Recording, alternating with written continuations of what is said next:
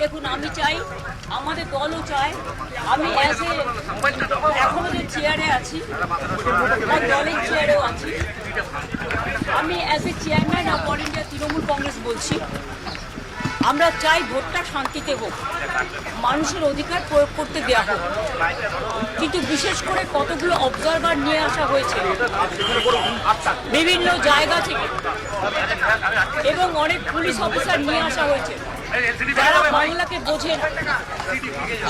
যেমন গতকাল রাত্রে যে অত্যাচার করেছে সারা বাংলা জুড়ে, আমি কিন্তু সারা রাত জেগেছিলাম এবং অবজারভাররা থানায় গিয়ে প্রেশার ক্রিয়েট করছে শুধু আমাদের পার্টিকে টার্গেট করে, যে সব তৃণমূল কংগ্রেসের এজেন্টকে গ্রেপ্তার করো।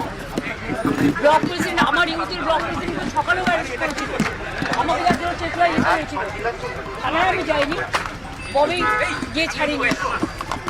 এইভাবে বাবাইয়ের বাড়িতে কালকে রাত্রিবেলা, বাবাই এটা 17 নম্বর ওয়ার্ডের কাউন্সিলর, এত পপুলার ছেলে এই এলাকায়, তার বাড়িতে গিয়ে রাত্রি 2টোর সময় CRPF force, without state police, without local police, they attack his house. এবং ওর বউ একা বাড়িতে ছিল বাচ্চাকে নিয়ে। ওর বউ যখন বলেছে বাবাই বাড়িতে নেই, সত্যিই ছিল না, পার্টির কাজে অন্য জায়গায় ছিল,